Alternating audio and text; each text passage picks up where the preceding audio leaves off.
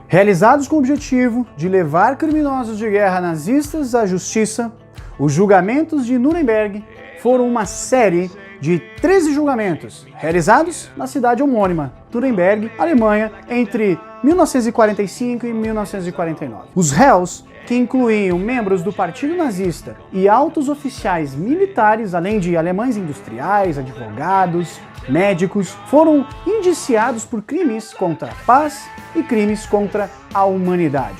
Adolf Hitler cometeu suicídio e nunca foi levado a julgamento. E se você não viu, clique aqui então para ver o nosso vídeo sobre as principais teorias que envolvem a morte de Hitler. Embora as justificativas legais para os julgamentos e suas inovações processuais fossem controversas na época, os julgamentos de Nuremberg são agora considerados um marco para o estabelecimento de um tribunal internacional permanente e um precedente importante para lidar com casos posteriores de genocídio e outros crimes contra a humanidade. Mas, antes de qualquer coisa, não deixe de se inscrever em nosso canal e ative as notificações.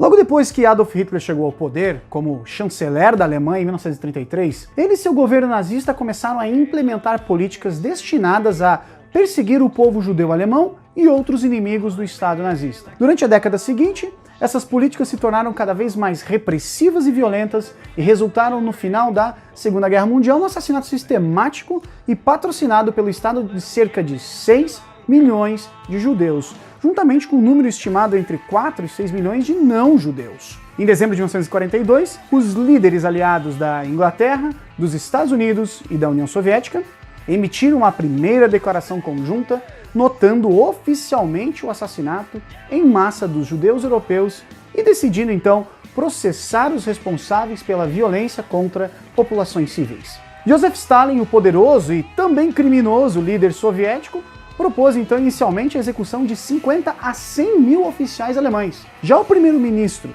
Winston Churchill discutiu a possibilidade de execução sumária, execução sem julgamento, de nazistas de alto escalão, mas foi persuadido pelos líderes americanos que um julgamento criminal seria mais eficaz. Entre outras vantagens, os procedimentos criminais exigiriam então documentação dos crimes praticados contra os acusados e impediriam acusações posteriores de que os acusados haviam sido condenados sem provas. Havia muita dificuldade legal e processual a ser superada na criação do julgamento de Nuremberg. Primeiro, não havia precedentes para um julgamento internacional de criminosos de guerra. Houve casos anteriores parecidos de julgamentos por crimes de guerra, tais como a execução do oficial do exército confederado Henry Vince em 1865 por seu péssimo tratamento de prisioneiros de guerra da União durante a Guerra Civil Americana, aquela guerra que aconteceu entre 1861 e 1865. Outro exemplo foi a corte marcial realizada pela Turquia em 1919 para 1920 para punir os responsáveis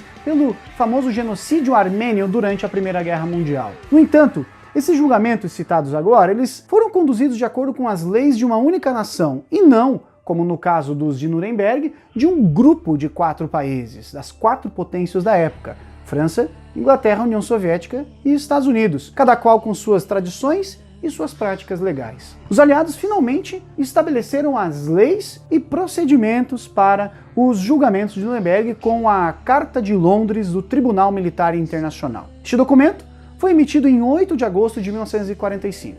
Entre outras coisas, essa carta, este documento, definiu 3 categorias de crimes: crimes contra a paz, incluindo planejamento, preparação, início de guerras de agressão ou guerras que violem acordos internacionais. Segundo, crimes de guerra, incluindo violações de costumes ou leis de guerra, incluindo tratamento inadequado de civis e prisioneiros de guerra. E o terceiro, crimes contra a humanidade, incluindo o assassinato, a escravidão, deportação de civis, perseguição por motivos políticos, religiosos ou até mesmo raciais. Foi determinado que oficiais poderiam ser acusados de crimes de guerra. A cidade de Nuremberg, no estado alemão da Baviera, foi escolhida como o local para os julgamentos, porque seu Palácio da Justiça ficou relativamente intacto pela guerra e ali incluía uma grande área prisional anexa ao local. Além disso, Nuremberg também foi palco de manifestações anuais para a poderosa propaganda nazista. Realizar ali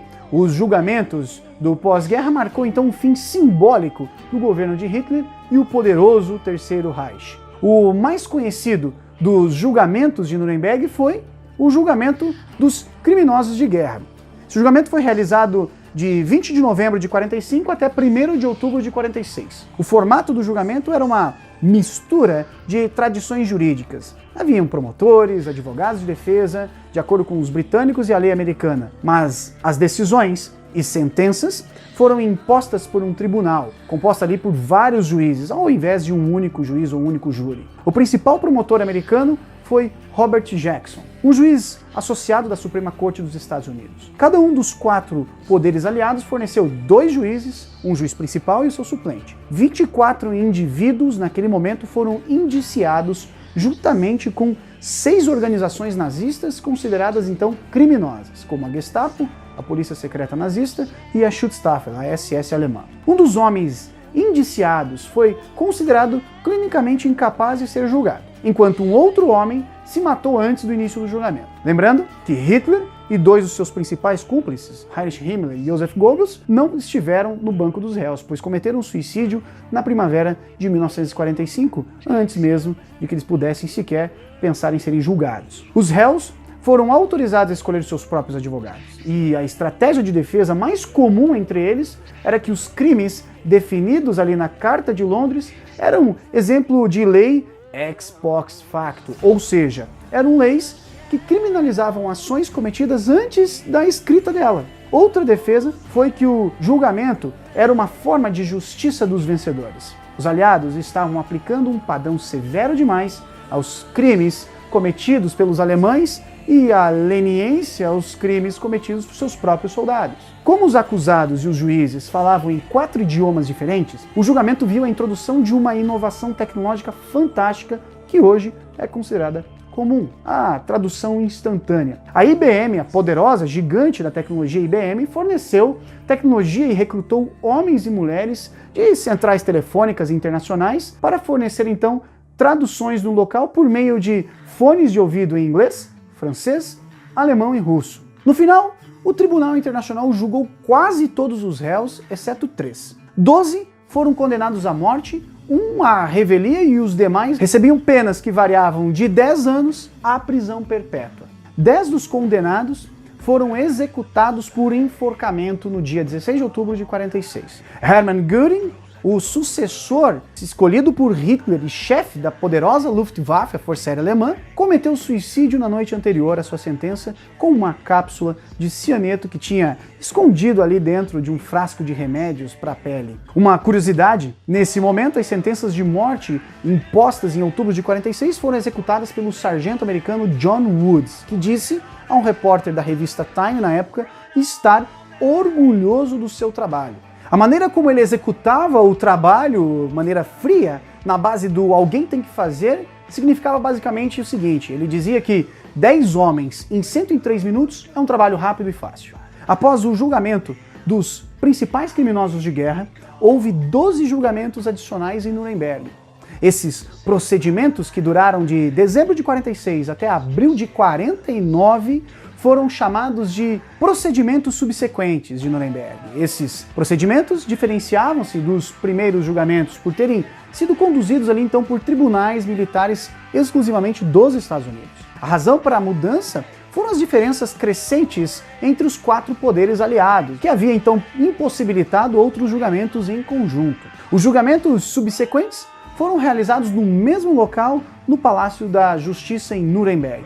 Esses procedimentos incluem então o julgamento dos médicos, isso ocorreu ali de dezembro de 46 a agosto de 47, no qual 23 deles foram acusados de crimes contra a humanidade, incluindo por experimentos médicos em prisioneiros de guerra e tortura. No julgamento dos juízes do sistema judiciário nazista, que ocorreu de março a dezembro de 47, 16 advogados e juízes alemães foram acusados de promover o plano nazista de pureza racial, implementando leis ali de eugenia do Terceiro Reich. Outros julgamentos subsequentes trataram de industriais, alemães acusados de usar trabalho escravo, saquear países então ocupados, Outro julgamento envolveu então oficiais do alto escalão do exército acusados de atrocidades contra prisioneiros de guerra e um outro julgamento para oficiais da SS acusados de violência contra internos dos campos de concentração.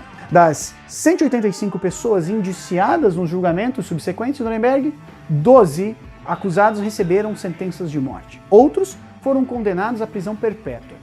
E outros 77 receberam então penas de duração variável, de 1 a 15, 20, 30 anos. As autoridades mais tarde reduziram várias dessas sentenças. Os julgamentos de Nuremberg foram controversos, é verdade, mesmo entre aqueles que queriam que os principais criminosos fossem punidos. Harlan Stone, por exemplo, chefe de justiça da Suprema Corte dos Estados Unidos na época, descreveu o processo como uma fraude absurda e uma espécie de linchamento de alto nível. Já William Douglas, na época, um juiz associado da Suprema Corte, disse que os aliados substituíram o poder pelo princípio em Nuremberg. No entanto, a maioria dos observadores, das pessoas que estavam ali analisando os processos jurídicos, internacionalmente falando, consideravam esses julgamentos um passo adiante para o estabelecimento do direito internacional. As descobertas nesse processo de Nuremberg levaram diretamente à criação de convenções, como a Convenção do Genocídio das Nações Unidas e a Declaração Universal dos Direitos Humanos, bem como também a